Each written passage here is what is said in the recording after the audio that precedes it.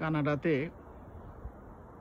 4টি ঋতুর কথা বলা হলেও আসলে প্রধান ঋতু দুইটি। একটি হলো সামার, অন্যটি উইন্টার। তবে সারা বছরের প্রায় 7 থেকে 8 মাসই দেশটি এক প্রকার শীতের কবলেই থাকে। তো যেটা বলছিলাম, এখন কিন্তু যে ঋতুটা চলছে সেটি হলো ফল সিজন, যেটাকে কিনা বাংলাদেশে শরৎ ঋতু হিসাবে বলা হয়। এখানে সেপ্টেম্বর, অক্টোবর, নভেম্বর, ডিসেম্বর এই 4টি মাসই হলো ফল সিজন। তো এই ঋতুতে গাছের পাতাগুলো নানান বাহারি রং ধারণ করে। সে এক অপূর্ব দৃশ্য।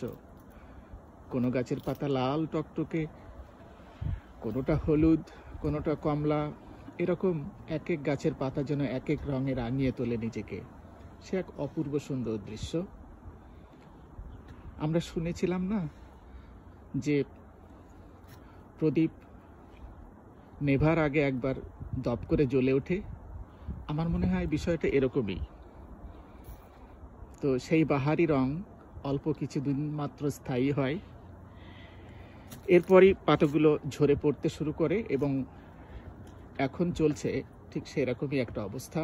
সমস্ত গাছের পাতা ঝরে পড়তে শুরু করেছে।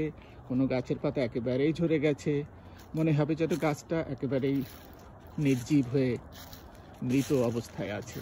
কিন্তু আবারও উইন্টারের পরে যখন স্প্রিং চলে আসবে, গাছগুলো আবারও সজীব হয়ে উঠবে আগের মতোই।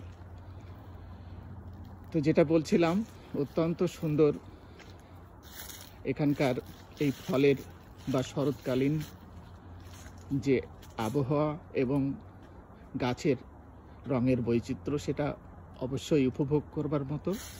এবং এখানকার মানুষগুলো এই ফলের বিভিন্ন কালার সেটা উপভোগ করবার জন্যেই বিভিন্ন অঞ্চলে পরিদর্শন করে থাকেন। যারা কিনা ভ্রমণ পিয়াসু এবং যারা কিনা প্রকৃতির সঙ্গে মিশে থাকতে পছন্দ করে, তারা প্রত্যেক সপ্তাহে উইকেন্ডে বেরিয়ে পড়ে এই ধরনের দৃশ্য অবলোকনের জন্য। দেখতে পাচ্ছেন একেবারে পাতায় ভরপুর হয়ে গেছে নিচে।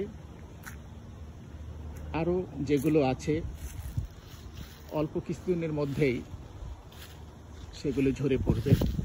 এটাই নিয়ম, এটাই প্রকৃতি।